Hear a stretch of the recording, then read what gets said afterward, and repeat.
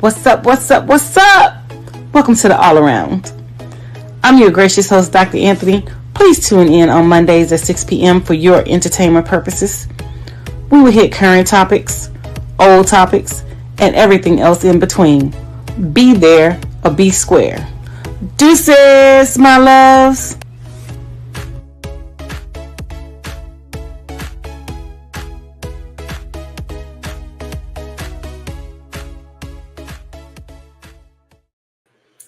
Hi, what's up? What's up? What's up? Welcome to another great episode of the All Around. I am your gracious host, Dr. Anthony, and we have some amazing topics that we're going to get into tonight. So I know last week we talked about the election, and we talked about people voting. We talked about a host of things, and we're going to continue some of those conversations right here, right now. So without any further ado, let's go ahead and bring out my producer, Marc Lee, and let's get right into it. Well, one thing we got to get right into is apparently folks are trying to pressure Hakeem Jeffries into pressuring Biden into stepping out of the race. And we got some folks that are even saying that his support among our community, the African American community, is fading. And all along those lines, I'm going like, wait a minute, y'all have lost y'all's mind. The man is still able to even have a whole NATO meeting, which he's going to start on tomorrow. But you got folks that are wanting him to step aside and for Kamala to come and take charge and be the great savior and all along those lines. But I'm sitting there going like, nah, I think that the man can still hold his own. But you got folks that are trying to pressure him. I know there was a meeting that Hakeem Jeffries held. I think that was yesterday with some of the leaders of the House. And definitely there is a growing chatter about the possibility that he might have to get out of the way and Kamala might come in, step in. But I'm not feeling that. I think that would be a recipe for disaster for the Democratic Party, but that's just my opinion on that and everything. But that's definitely one of the things I was going to bring up to you. But what is your thoughts? Because every time I turn on the social media and the TV, there's all these folks that are clamoring for him to quit the race, and he's saying that I'm in it to win it, and I'm not going to pull out and all along those lines. But a bunch of people are trying to clamor to get old smoking Joe, out of office and all along those lines. But what's your thoughts with all this clamoring going on? Well, my thing is, the Democrats need to hold steady. Like I said, the last time in the last election, we need to hold steady. And the ones that are saying that he needs to run out of the race and leave the race, they need to go, because we are supporting Joe. And so from what I've been seeing on social media, Black people are supporting Joe. We're standing with him. We're standing behind him. And, I think CNN has it wrong. And I was just talking to a colleague today about, CNN and their numbers and things like that or whatever, because a lot of people don't understand that data can be skewed. You can change data to fit what you want. You can change data to fit your narrative. And so I think that's a lot of that is taking place, that they're changing the data to make it seem as if Trump is winning and Trump is leading, and that, people really wanted him, but people are not voting for Trump. There was an article that just came out about Project 2025. They said that he's basically saying that he had no idea about 2025 and he doesn't, support it. So he's trying to get in front of it, which that's a lie, because that's your whole administration that, is putting Project 2025 out there, that you're going to take people liberties, their rights, their money, everything away from them. And people are getting wind of it. Even when they had the BET Wars, Taraji mentioned Project 2025. Like the second that she mentioned it, that the spike on Google was, immediately high, that people started researching Project 2025. So the Democrats who are saying that President Joe Biden needs to jump out the race, they need to shut up. They need to, go ahead and leave their seat, because at this point, we're not switching candidates. We're not changing anything up. President Biden needs to hold steady. The Democrats need to hold steady, and we are going to come out of this victorious, like we have done in the past, because all that hoopla Trump is spitting, nothing but lies and deceit. And people are waking up and they're seeing that he is talking, a lot of BS, and that he is saying, a lot of things that's just not true. I mean, we can refer back to the debate. Everything that spewed out of his mouth was not true. It was a lie. And when CNN actually fact checked Trump, he had a whole dang on report, complete policy and, things like that, whatever. So no, we need to hold steady. and we need to continue on our trajectory, and we need to continue to do what we're doing, because the people are getting behind Joe, and the people have supported Joe. And so when we go to the polls, we're going to show up and show out just like they did on January 6th, but we're going to hit that ballot box.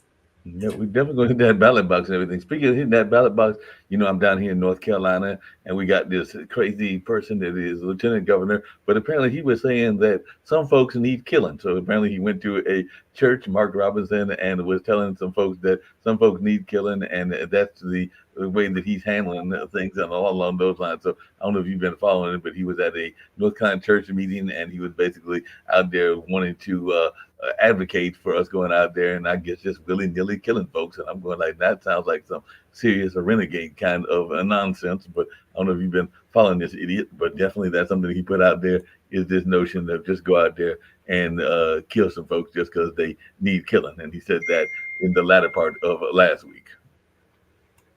Well, the thing about it is, what they fail to realize when they say some folks need killing, they talking about black folks. You know what I'm Mm-hmm. saying? They're not talking about nobody else, but they're talking about black and brown people and things like that or whatever. So people got to understand, and they got to be able to read between the lines and understand this lingo, because they have a certain lingo that they refer to, like African Americans, they refer to black people, they refer to brown people, Hispanics, and things like that or whatever. So you got to learn how to lingo and read between the lines and things like that or whatever. So that's who they're referring to, because make the MAGA, they were saying like it has some significance to like devil worshiping and things like that or whatever, make America great again. And they also have some relevance and some significance to like 1950s, when black women were not basically allowed to do anything, and we basically had to become subservient to white women.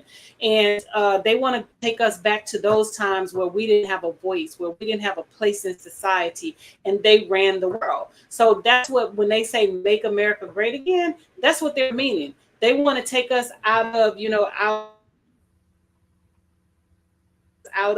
what we have going on, and they want to place us in a box where we're no longer able to speak and voice our opinions, and we no longer can get in that ass and stuff be done to them. They don't want that. They want us to be silenced. They want us to go back to the way where when they're walking on the sidewalk, we had to get off the damn sidewalk and move.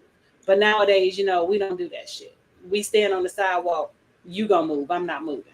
You know what I'm saying? So that's the type of, scenario that when they say make America great again, that's what they mean. They're not talking about anything else other than, basically putting black people in their place. And especially the black woman, because, we see a lot of scenarios where they're trying to silence the black woman. We see it with Simone Biles when they're trying to take away her her abilities and things like that. Oh, because the other athletes can't do it. You know what I'm saying? We see it with Angel Reese against Caitlin Clark. Oh, she's hating on Caitlin Clark. We see it across the board. We saw it with Serena and the other lady that that they were trying to put against Serena and things like that or whatever. We see it with Coco Gauff, how she's getting bad calls and the things are not adequate and it's not fair. So we see the silencing of black women, but at the same time black women are the leaders when it comes to entrepreneurship, when it comes to education, when it comes to a whole host of things and stuff like that or whatever. But at the same that they want to shut down and they want to silence black women. There's a prime example of them trying to shut down, silence black women in Atlanta when they took it to the Supreme Court that black women could not loan or give black women money to support black women-owned businesses. But white people have been doing this the whole time. You know what I'm saying? They don't say that they're doing it, but they have been doing it. And they had other people, like Asians applying, other races and things like that, just to get this company sanction where they cannot help black women. So I mean, people got to understand that these people are not playing for to help when it comes to anything. These people are playing to shut down and keep you in bondage and to keep you basically codependent and to keep you needing the system. So when they say make America great again, that's exactly what they mean, that they want to make America great again, where black people are not as successful as they are now and things like that. Because at Black Wall Street, how they burned down businesses because black people were sustainable. We can sustain our own selves. We had businesses. We didn't have to go to the white people, and we didn't have to go to white communities. We had transportation businesses. We had all we had all different types of businesses. We had black owned banks. We had all this stuff that they destroyed. We had a black owned bank that they put a white man over, and he took all the black people money, loaned it out to all his white friends, never had to pay it back, and these black people lost all their money. But he received no repercussions. You know what I'm saying? So it's just stuff like that. And black people got to understand that, when they are trying to be likened and akin to these people and, work in tandem, these people are just accepting you. You have not been accepted. And I said this multiple times, and they have to understand the difference between acceptance and tolerance. And so they'll tolerate you, but they won't accept you. A prime example of not being accepted and not being on their equal footing. When President Trump, when black men went out there doing all kind of foolishness and got arrested, where did he get arrested? South Carolina, North Carolina, and things like that. Did they go get him? He set his ass in jail. He couldn't make bail. But do you think Trump went got his ass? Because he was out there acting a damn fool for damn President Trump, shucking and jiving, stepping and fetching, and he showed him exactly what he was to him. He didn't even acknowledge this man. He didn't say nothing, go get him, let me pay his bail, let me do anything. No, he set his ass in jail. So that should tell you right there about what type of person he is and what type of person you're dealing with. You know what I'm saying? No doubt about that and everything. Speaking of people that dealing with, and there was a incident that involved a topic that you are very much aware of, and that is the school system and all along those lines. So I have not been following this story, just heard about it recently, but I said I was going to ask you about it. But a Baltimore teacher is going to be able to keep his job and everything because he went viral after a TikTok was out there of students fixing his hair, and that caused concern and apparently initially sparked controversy because he recruited some of the female students to undo his braids while in class. But after posting the heavily critiqued video, Marquis White revealed that he was placed under a performance evaluation. However, his success as an educator led to his decision to continue teaching at Baltimore's Maya Angelou French Immersion School. So definitely looks like he will be able to keep his job, but as one that's in this education space, I was just wondering what you were hearing about this, because apparently there were some folks that were upset that I guess he got folks to undo his hair and all on those lines. And we know the whole conversation around braids and where they are acceptable or not acceptable has always been one that's out there. And it says that while he can still keep teaching, he will still face a 5-day suspension. But I just wanted your take on this man that braid he got. Well, the thing about it is, as an educator, you have to, maintain certain professional relationships with children, with, like staff. And I didn't see any harm in him having kids, take the braids out and stuff like that, because, in the Black community, this is what we do. But speaking from an educational standpoint, it was wrong on so many levels. You know what I'm saying? Because the way that they perceived it, he's grooming them, he's doing this, he's doing that. It can be perceived that way, So when I mentor young educators, I tell them all the time, do not do anything that you do not want publicized on the internet or Fox 5 News. You know what I'm saying? So, although we know that it was no harm in what, took place and transpired or whatever, but coming from, the community standpoint, it's a problem. And some parents had a problem with it. Although, the white man had the children decorating his head with red, white, and blue, and he received no repercussions and things like that or whatever. But, my thing is, when it comes to children, I just, I keep a fine line with the kids, in the elementary, for example, in the elementary setting, they were like, you can hug the kids because the little kids, they want a hug from you. So, I would always reach down, let them hug on my, hug on my little leg and, stuff like that or whatever. And, give the little kids, a hug and things like that. I never gave front hugs because when you're embracing somebody in the front, you're embracing somebody as if, the relationship is different. You know what I'm saying? But, I did give a hug. I always gave a sideways hug or I gave a fist bump. Now to the older kids, fist bump. You know what I'm saying? But I don't allow them to touch me. I don't allow them to touch my hair. I don't allow them to touch my clothes. I don't allow them to do any of that stuff because at the end of the day, I am the adult. I am the professional. I am the teacher. And this is just me. This is my policy. But like I said, when I mentor young teachers, I always tell them never be caught in a situation where you're alone in a room with a child, male, female, indifferent, whatever, transgender, never. You always have either another child or another adult in that situation where you always have another witness that can corroborate what you have going on. Now, as far as children, doing hair, I work at a CTE school, so we have cosmetology, we have baking, we have pharmacy, we have carpentry. So we have students in all facets of these areas. Now, are the students allowed to do adult hair, do their makeup and things like that? Yes, they are. But we have a wing at the school where we have a Right. whole cosmetology wing. We have a whole barbering area where the students are allowed there to cut adults' hair, to curl adults' hair, to do nails, to do lashes, and all of that. So that is acceptable. But when you're Mhm. doing it inside of the classroom and things like that or whatever, that's to me that's just unacceptable. And I'm glad he received his job back and he only got the 5-day suspension or whatever. But I just hope this is a learning lesson for him, that he needs to understand that at the end of the day he's still an educator and he's still an adult, and they hold us to certain standards. They hold us to different standards. It's like we're not human, like we're subhuman, like we can't do certain things. But at the same time, I get it, because if a grown woman, with my son when he was in school, if a grown woman had my son stroking her hair and stroking her back, I would have problems. I would go up there. I would be ready to throw hands.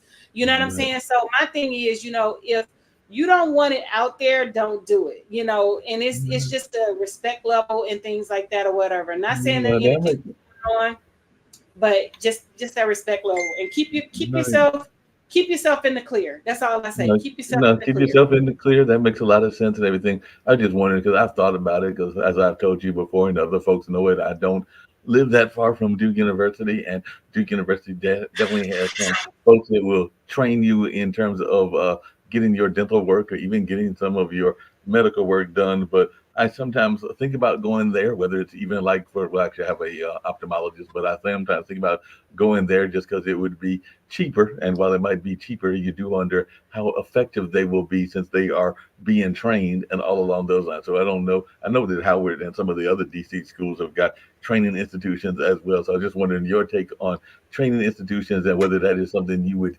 use for important medical or important health concerns. Because I do know some folks that even make some money by participating in like studies and all along those lines. And like I said, I have contemplated going to get some of the health things that need to be done as you get older.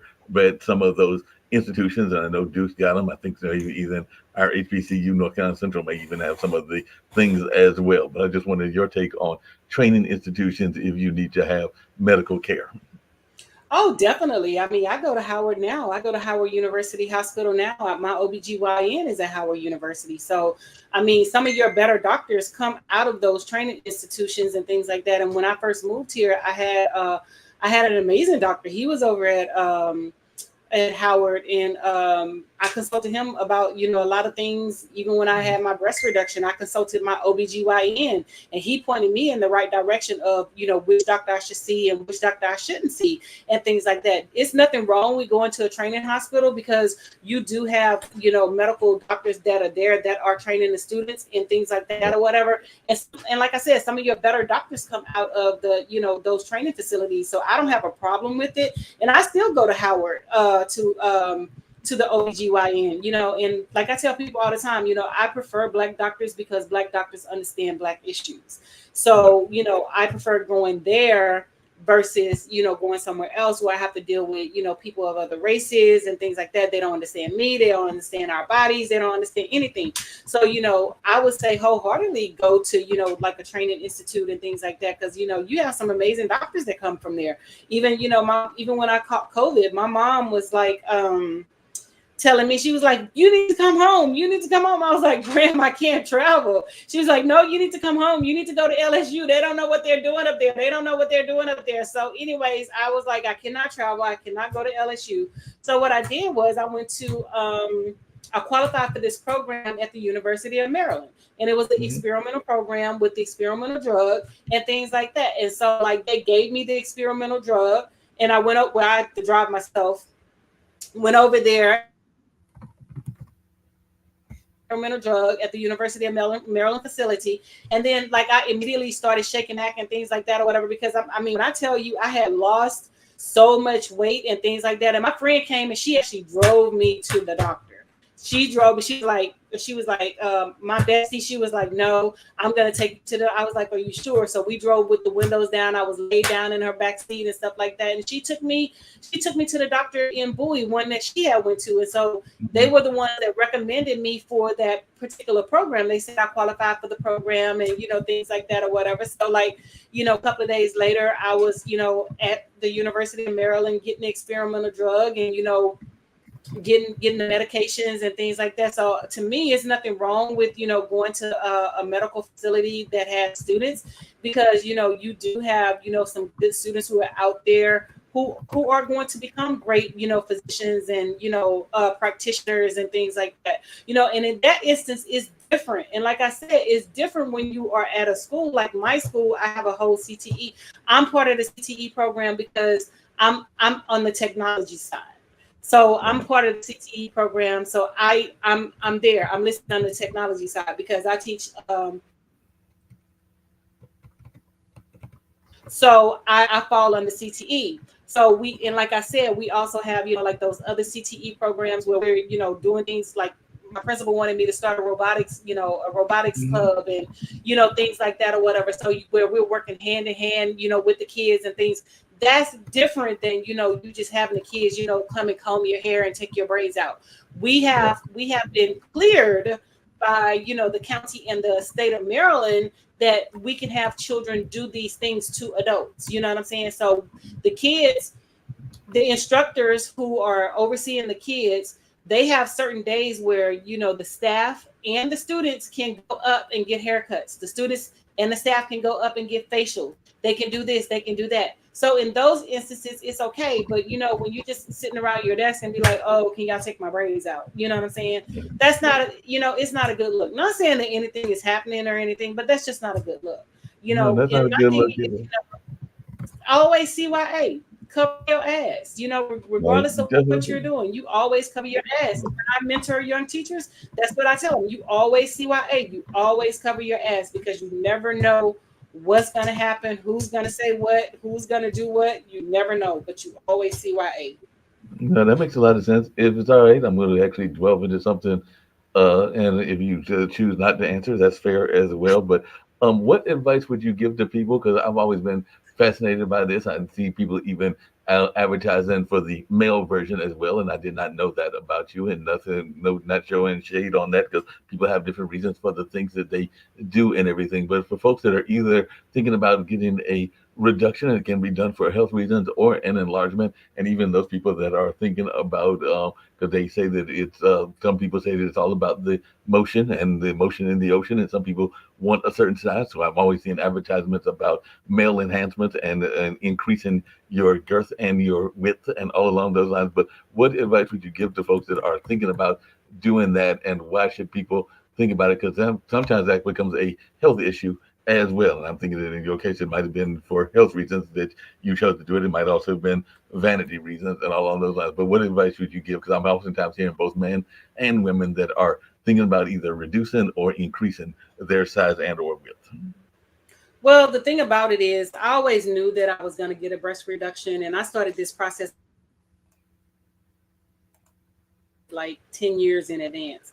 And I'm saying that it's going to take a long time or whatever, but it was a learning process for me, and I had to go through certain situations, of learning, things and stuff like that, whatever. So when you, as a female, you get older, in age and things like that, and then they start pushing you to get your mammograms and things like that. So I Mm-hmm. went to go get a mammogram. My OBGYN at Howard was like, Mhm. I'm going to send you to go get a mammogram. So I went to Fairfax because they had one that I could get like that week or whatever, an appointment. Mhm.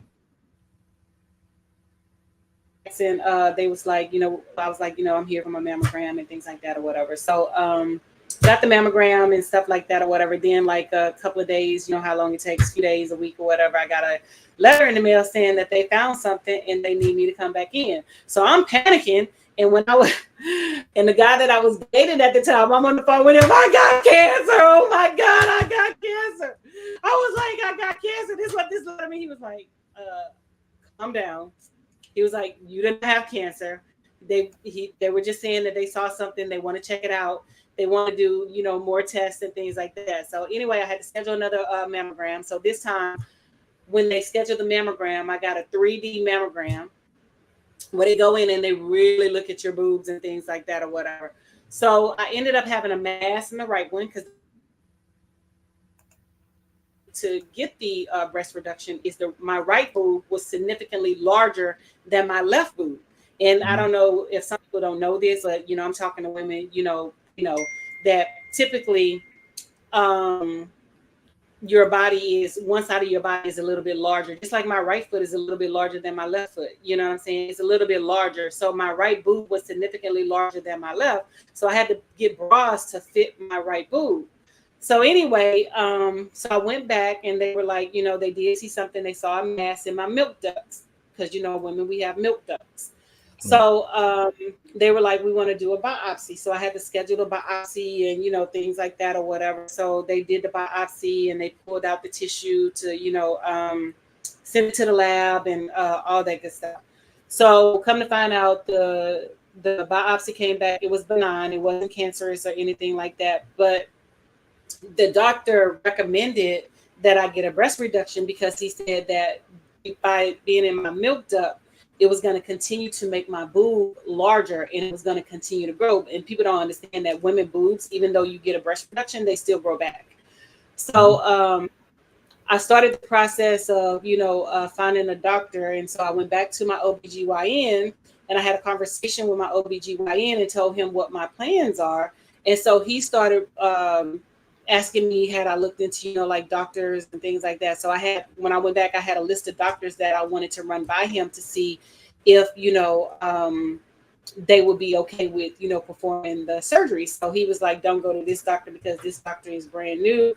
He just started this, you want somebody with a little more experience. He was like, don't Mhm. go to this doctor because that's not her first practice. Her first practice is Right. something else. She is, into this. This is her second practice. He was like, go to this one. He has been doing this. This is his first, that's his first, practice. He's been doing it. He has experience and go to him. So I ended up selecting a black plastic surgeon, um, Dr. Robert Dennis, and things like that. And I've been looking for this man forever. I cannot freaking find him. I am looking for him. He's no longer at the hospital that I went at. So I went to the hospital that they ended up closing down in Northeast DC. I can't recall the name of it, but I'm quite sure I'll think of it at some point. So anyway, I went there to have my surgery. So I had my surgery and things like that, and had to end up going back to get a second surgery because when I looked at my boobs, because you have to go back periodically, well, very often Mhm. when you first get your surgery done, because they have drainage tubes attached Mhm. to you so it can, drain the blood and excess fluid and things like that or whatever. So I had to go back and, let them look at the drainage tubes, had to go back, let them take out the drainage tubes. And so when they took out the drainage tube and he was looking at my scars, because I was cut under here and up here. And so when he Mhm. was looking at my scars, he was like, there's a wound on your boob. And I was like, that's an open wound. He was like, what happened? He was like, I don't know what happened. I was like, the fuck you mean you don't know what happened? Why do I have an open wound Right. on my boob? So he was like, oh, it'll close, and things like that. I said, no. What you're gonna do in 2 weeks, you're going to put me back under the knife and you're going to close it up. So Mhm.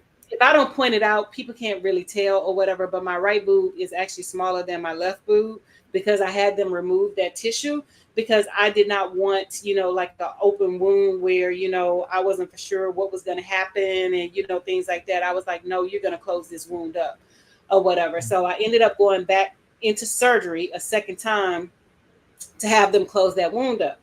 But you have to have conversations about everything that's going on with your body. Even before we did the surgery, he asked me what type of procedure did I want. Did I want him to like remove my nipples off my nerves, because they're connected to your nerves and things like that or whatever. And I was like, no, I don't want you to remove my nipples. And a lot of people, they get their nipples removed, but they don't get the sensation back into their nipples, and they're just there. Is no function or whatever, no functionality. So I was like, no, leave my nipples attached to the nerve. I do not want you to remove my nipples and things like that. And so all of this is me learning and going through the process of researching. So I tell anybody, if you're getting any type of cosmetic procedure, whether it's a enlargement or reduction or whatever, learn what you need to learn before you go to the doctor, and don't just allow them to make decisions when it comes to your body.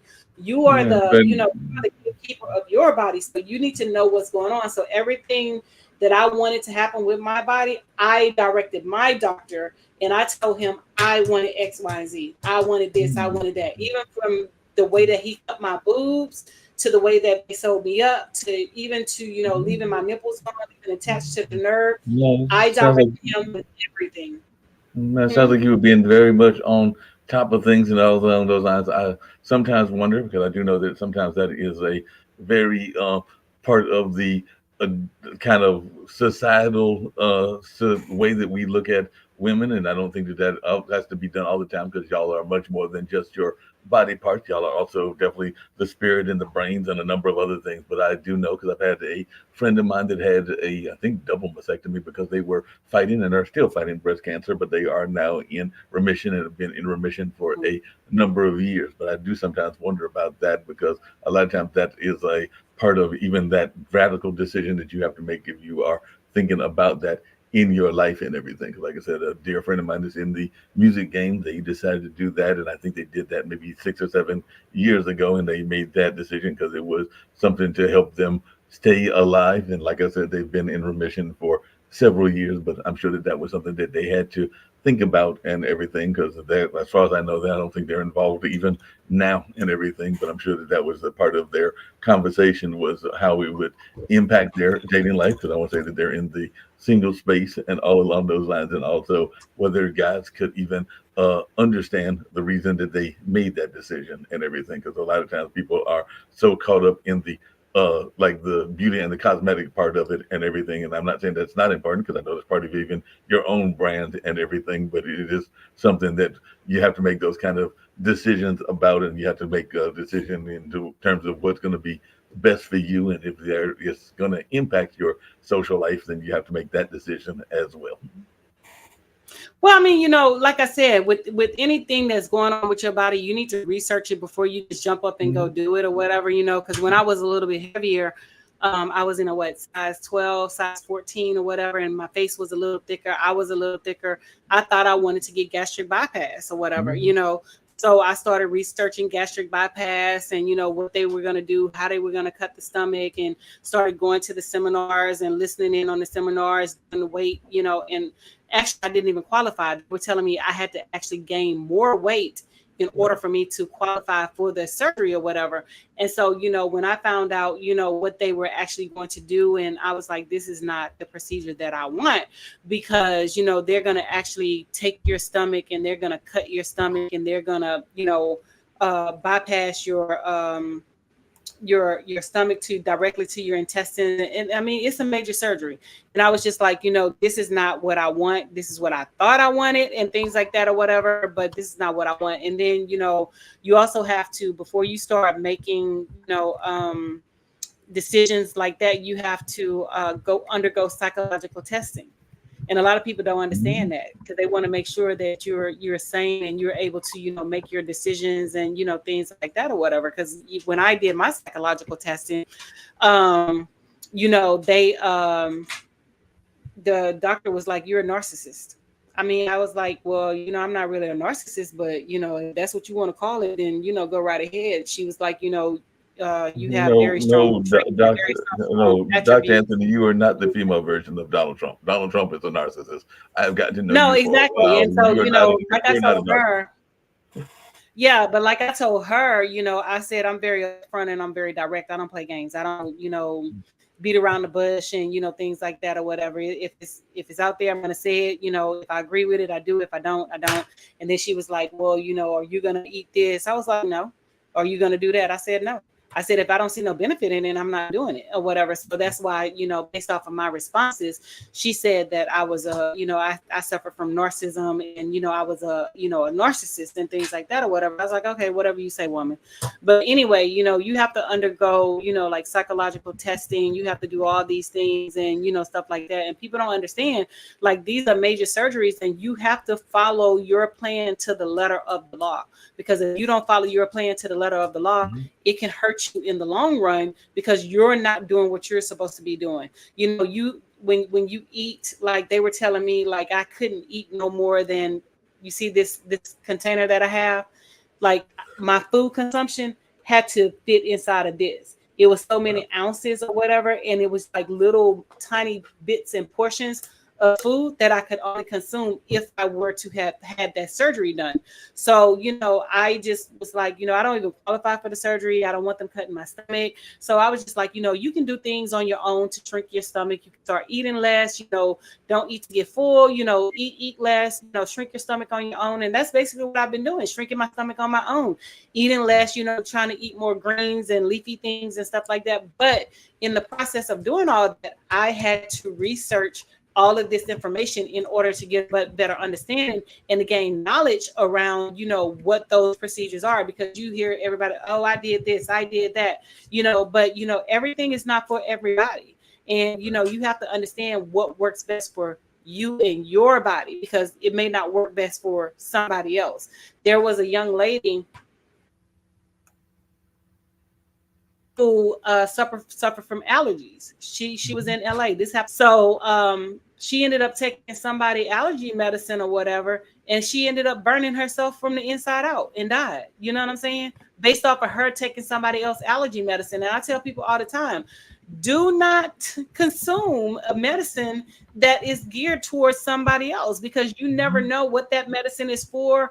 And you never know your reaction to that medicine. And and even when I go to the allergy specialist or whatever, we do trials with me with the allergies, because I have severe allergies. So I take a lot of medicine shots and all that stuff, so I can be able to function just like normal people. Because if I can't take those shots and take all that medicine, I can't function like normal people. I get seriously sick. I'm allergic to pretty much everything, and I get seriously ill. And a lot of people look at me and they're like, "Oh, she's normal.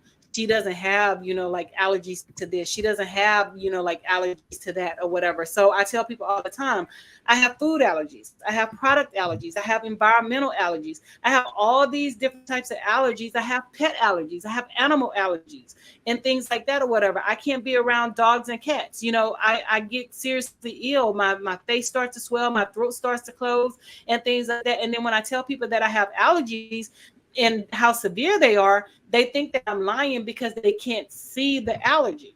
But just because Right. you can't see the allergy does not mean it's not there, because it Right. happened with my cousin. I kept telling my cousin, I was like, get your dog, get your dog. I can't be around your dog. It's gonna have me, having an allergic reaction and things like that. So he was like, oh, he just want to play with you. I was like, I don't play with animals. I don't play with pets. You know what I'm saying? I said, because I'm highly allergic to them.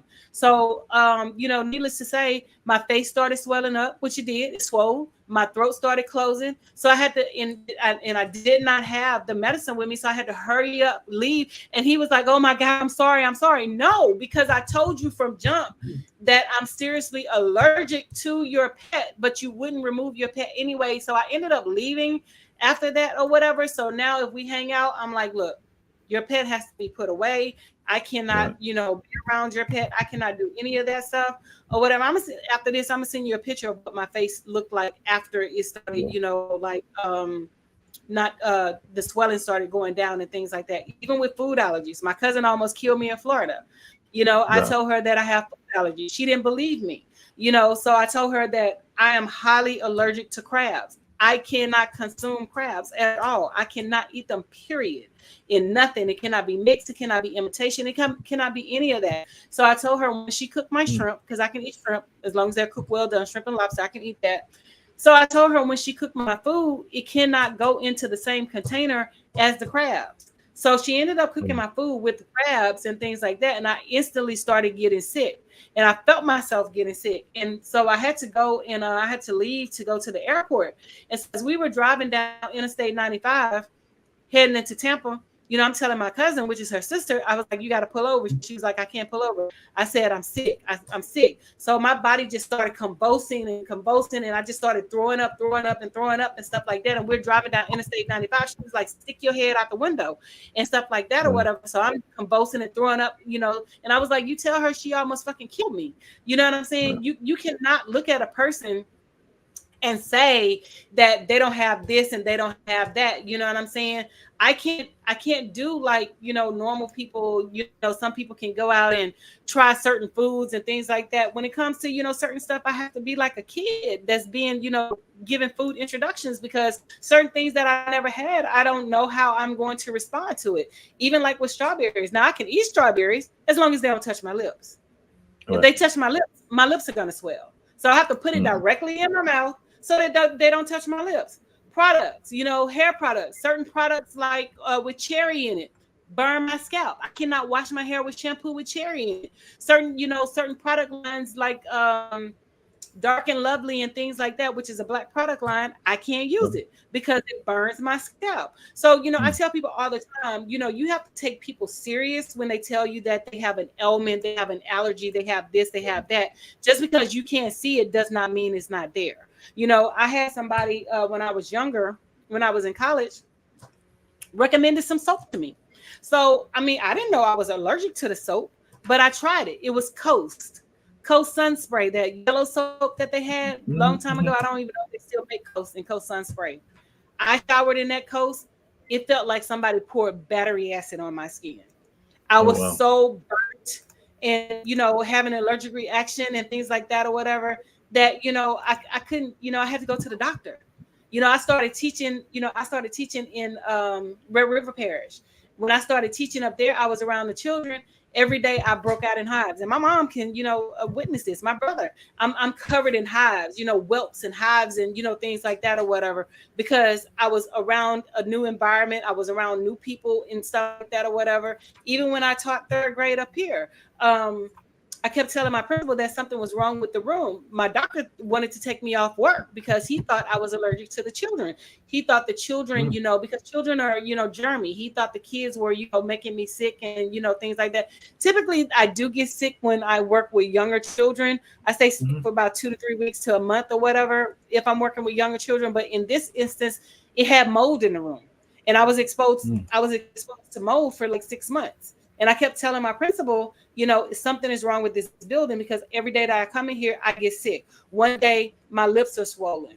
One day, this side of my face is swollen. The next day, this side of my face is swollen. The next day, my whole face is swollen. And I kept telling her, I was like, something is wrong with this building. So she didn't believe me and she left me in the room exposed to that mold for like 6 months or whatever. So, I tell people all the time, you cannot take a person at face value when they tell you that, hey, I'm allergic to this will make me sick. This will do this will do that, or whatever. You have to believe that person because, most of the time I don't even have my EpiPen with me. But when I travel out the country, I make sure I have my EpiPen.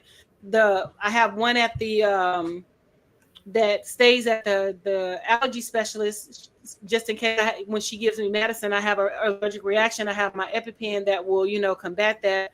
And then I have one that I travel with that I have to take with me everywhere. And then, like I tell people all the time, even with the service dogs and, people talking about, oh, the dog is hypoallergenic. It's not hypoallergenic for me. I'm seriously allergic to pets. I cannot be around your pet. Although I had pets when I was younger, but I was never around the pet. The pet always stayed outside. It was never in the house. It was never close to me. It was Mm. never any of that stuff. You know what I'm saying? So, But taking your, huh? Dr. Anthony, in that same regards, because I think I mentioned this to you before and everything, and unfortunately, for whatever reasons, the relationship didn't work out. But I did have a friend that had what do you call it?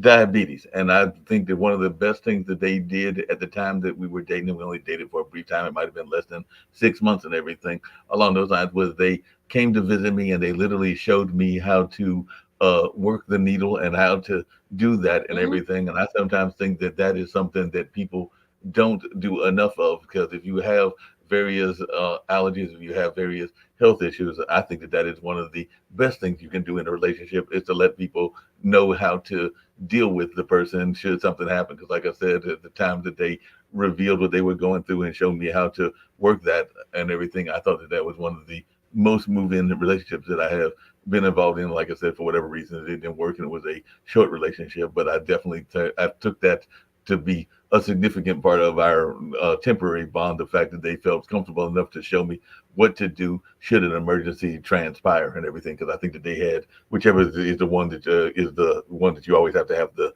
needles. I think that's type one, if I remember correctly. But I just thought that was Yeah. normal of them. So that's one of the things. Like if I'm in a relationship, which I'm not, I'm single or whatever. If I'm in a relationship and I start dating someone, I always communicate with them about my food allergies, about product allergies, about everything. I tell them, I carry my EpiPen, and if this were to happen, utilize the EpiPen. It goes in your outer thigh, in the muscle, and things like that. And if I ever have to use the EpiPen, I have to go to the doctor. I have to go to the hospital immediately after I use the EpiPen. So that's one of the things that I always communicate. So my friends, my close friends, they know I have, like severe allergies and, things like that or whatever. And so they pretty much know, my food, I cannot consume, like certain things, can use certain products, even down to the washing powder. I cannot use Tide. Tide breaks me out. So I have to use, like dental things. Some of my family members, they used to laugh at me when I would use like baby soap, because I couldn't use, adult people soap. I had to use children, the children Johnson and Johnson, like baby soap. Always smell like a baby, and stuff like that or whatever. But I have to use products that don't affect me in a negative manner, and don't mess my skin up, mess me up or whatever.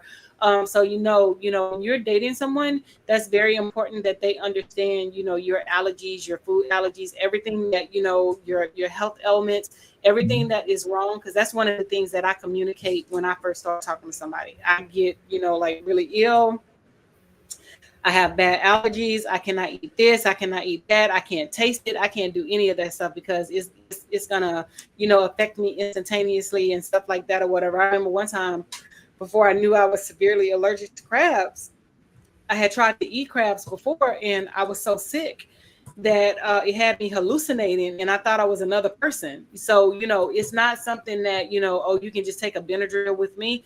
I can't do that, because I've heard people say, oh, just take a Benadryl, you'll be all right. No, I physically get physically sick. I cannot just take a Benadryl and I'm okay. So that's one of the things I do is communicate to people that, hey, I'm allergic to this, I'm allergic to that. And even when you go to different restaurants, they'll ask you, do you have allergies? Are you allergic to this? Are you allergic to that? And I tell them right off the break, please keep my food separate. Do not cross contaminate. Do not do this. Do not do that, because I am severely allergic to a lot of things. Like I don't switch my washing powder, Gain or Surf.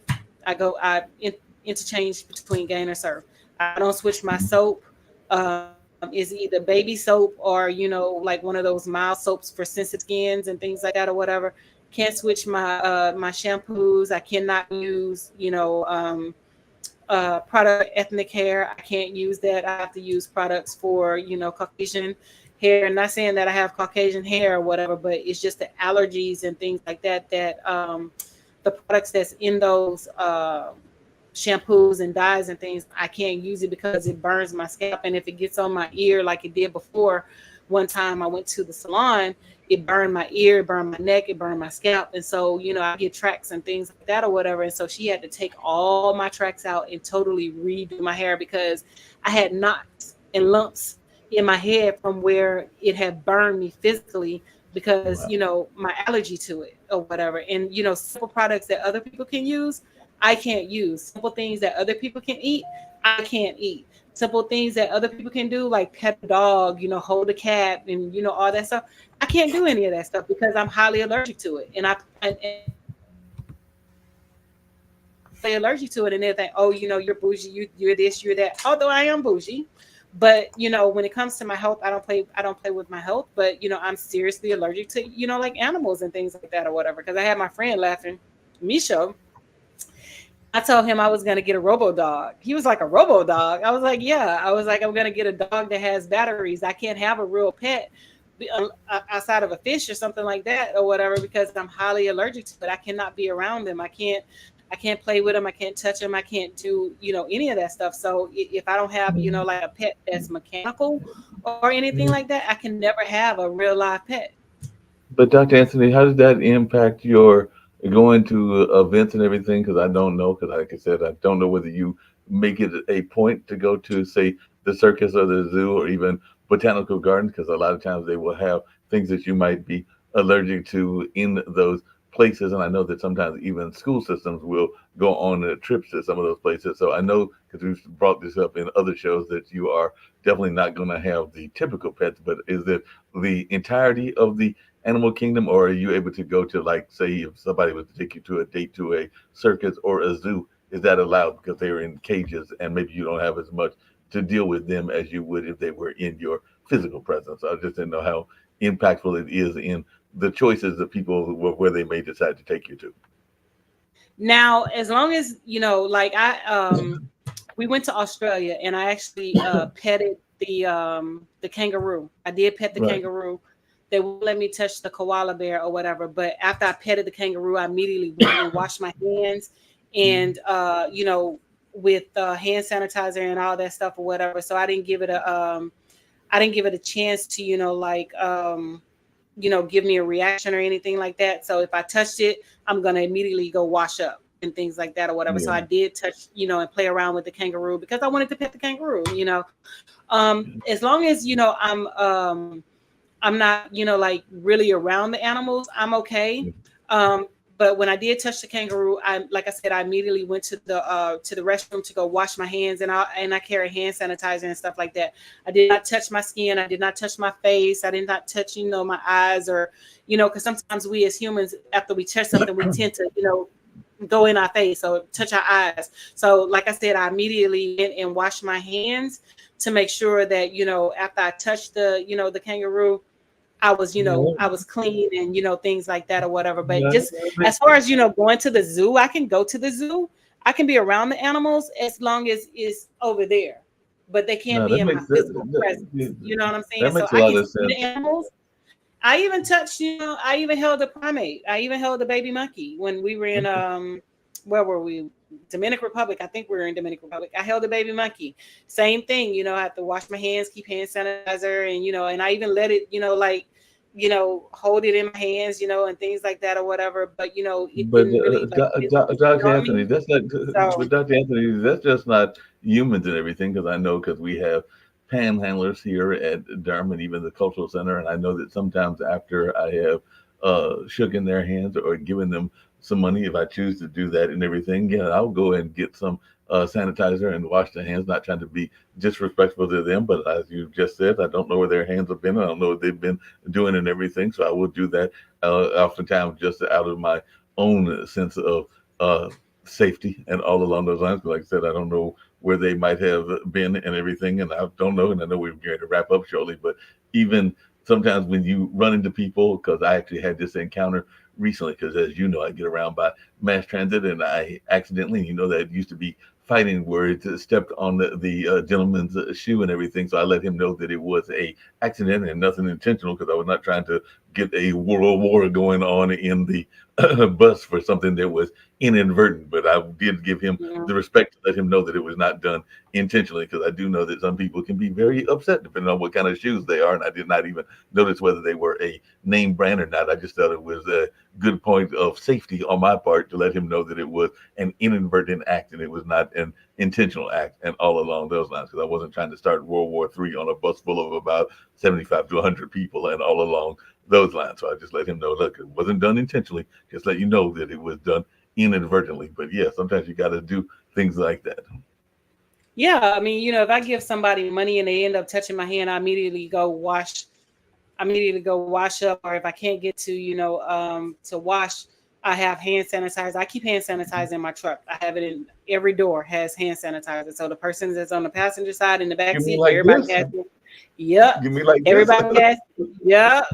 Everybody has hand sanitizer. So nobody can say, oh, well, you don't have hand. Nope. I have hand sanitizer, and I have the big bottles of hand sanitizer or whatever. So, I try Like you to, said, like I we keep said, I it try to around keep the my we keep it around self. the cultural center. So, like I said, hand sanitizer is there are several of them around the center, but this is in the front office. But I know that there are several around, and definitely my boss to make sure that they are around both in the restroom as well as other places as well. So, yeah, there Mhm. are several of those bottles that are around for that exact reason. Yeah, definitely. So, I mean, my thing is always be clean, because you never know, because your skin is open. Your skin is your largest organ, and you can, contract things through your skin, and, you can contract things through people touch. I remember one time, when I was at my father's house and I had to move my letter. So when you join a church, if you're leaving a church, you have to move your letter from one church to another church or whatever. So I had to move my letter from my dad's previous church to his current church. And so he was like, you have to fellowship with the people. I was like, what you mean I got to fellowship with the people? He was like, you got to fellowship with the people. You got to let the congregation come up and hug and touch you. I was like, I don't know about all that. You know what I'm saying? So my father, on the day of the actual service, when I was moving my letter from Springville Baptist Church to House of Refuge Apostolic Ministries or whatever, my father gathered all of us in the living room, and he started praying for me. He was like, God, Jesus, please let my daughter allow these people to touch her so she can fellowship in the church. So I was just like, because he knows I don't like people touching me, because, I don't know where your hands have been. I don't know where you have been. If we not cool like that, don't touch me. I do not like people touching me. And some people get offended, but I just don't like people touching me, because at the end of the day, when I'm struggling here at home and I can't breathe and I'm up all night and I'm taking all this medicine, or when I'm taking all this medicine and I'm sleep throughout the day and I'm sleeping till the next day, and y'all calling me and I don't respond, and you're like, oh, that's all you do is sleep. Yeah, because I'm drugged up, because I have to take medicine, because I Okay. can't, function like a normal person. I have to take all this medicine in order to be able to, function. My throat itch, my eyes itch, my ears itch, my face swell up, my lips swell up. I break out in hives just at, the drop of, a dime or whatever. So yes, I do have to take a lot of medicine. And when I do take the medicine, I'm highly drowsy, and I'm seriously, I'm seriously sleepy. So, when I tell people don't do X, Y, Z, it's for a reason. I'm not trying to be bad and No, bougie, which you, I am, but, I no, have to protect myself at the end of the day. yeah, you're not trying to be conceited or anything like that. And I've had friends of mine, even when I have gotten in their space and everything, because definitely people have to understand the notion of space and all along those lines. And Mm-hmm. definitely I've had some friends that have been like, yeah, you're getting a little bit too close. And I can respect them for that if they have the desire for that space limitation. And it's not even all times dating people. It can also be business associates and other folks. So definitely have to respect people's space boundaries. And speaking of space boundaries and speaking of the church, because I know we're getting ready to end and everything, I actually found on my door at my apartment this afternoon, because they had apparently knocked while I was doing some other podcasts back home and doing some other work of other sorts and everything. And I realized that the folks that love to knock on your doors had knocked on my doors, because they had sent me a notice telling me to come to their church. But yeah, the Jehovah's Witnesses love knocking on your doors, and I sometimes wonder what they're doing in terms of their efforts in sanitation, because they do knock on a whole lot of doors and they do get around quite a bit and everything. So I'm hoping that they are carrying maybe some hand sanitizer with us, because I know that I ran across a couple that had knocked on the door. I think that was maybe a month ago, but apparently this time they just left a little flyer telling me where to come and come to their service and everything. So not knocking people's religious beliefs. Different people have different religious beliefs and everything along those lines. So if there are members listening to Jehovah's Witnesses, I'm not knocking that if that is your faith walk and Well, everything. I would hope that they are, yeah, and things like that or whatever. Um, I would hope that they are doing that, because COVID is still alive and well and stuff like that. And even when I travel, when I'm flying, I still wear my mask, and I still have my hand sanitizer and things like that or whatever, because people are sick and people are coughing and things like that or whatever. And I just don't want to. I personally don't want to be sick. And I know, like, when I go back into the school system, I'm sick for the first 2 to 3 weeks when I go back into the school system, when I'm around the kids and, things like that or whatever. So I know I can get sick, like really quickly and stuff. So I still practice, wearing my mask and, social distancing and, things like that or whatever. But I would hope that they are doing the same. I have seen some people walking with their mask and, some of the elderly people still wear their masks and, stuff like Yep. that. But if I'm just out and I'm in my truck or, I'm just with one person, I won't put my mask on. But, like I said, when I travel, when I'm flying, oh, I'm definitely wearing my mask. Actually, I double up and I wear 2 masks and things like that or whatever. Mhm. So, I practice what I preach.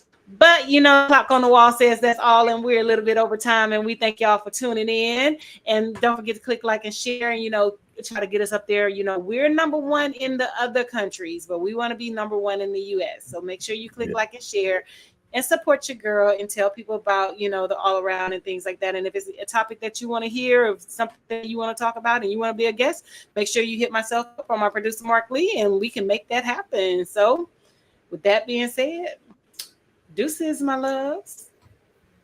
We're out of here.